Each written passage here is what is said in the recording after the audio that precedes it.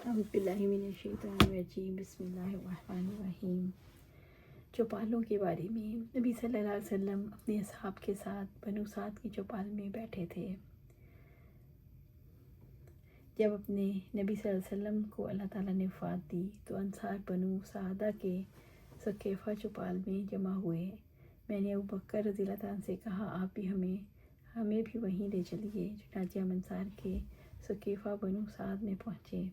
امام بخاری رحمۃ اللہ علیہ کا مقصد باب یہ ہے کہ بستیوں میں عوام اور خواص کی بیٹھک کے لیے چوپال کا عام رواج ہے۔ چنانچہ مدینہ المنورہ میں بھی قبیلہ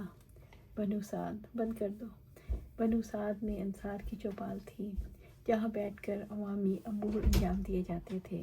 حضرت صدیق اکبر رضی اللہ تعالیٰ عنہ کی امارت اور خلافت کی بیعت کا مسئلہ بھی اسی جگہ حل ہوا۔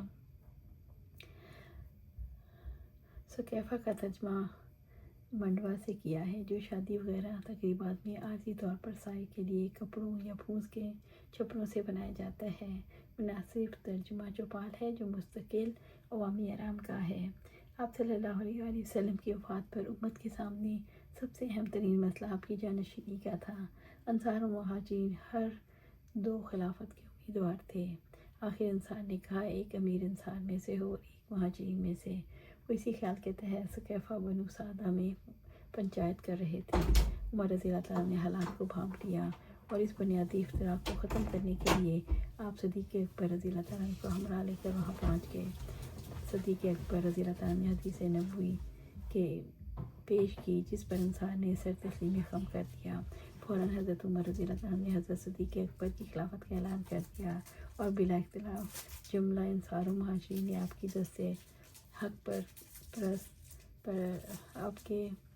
پرست پر بیعت کر لی۔ حضرت علی رضی اللہ عنہ نے بیعت کر لی اور امت کا شرازہ منتشر ہونے سے بچ گیا۔ اس سالہ واقعہ ثقیفہ بنو سعدہ میں ہی ہوا۔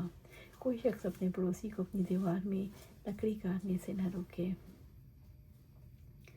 آپ صلی اللہ علیہ وسلم نے فرمایا، کوئی شخص اپنے پڑوسی کو اپنی دیوار میں کھوٹی کاٹنے سے نہ روکے۔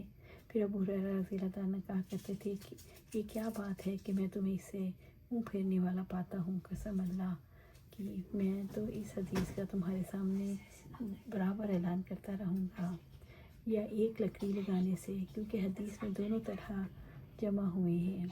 امام شافعی رحمۃ اللہ نے کہا، یہ حکم استحباباً ہے، ورنہ کسی کو حق نہیں پہنچتا ہمسائے کی دیوار پر اس کی اجازت کے بغیر کھڑیاں رکھے۔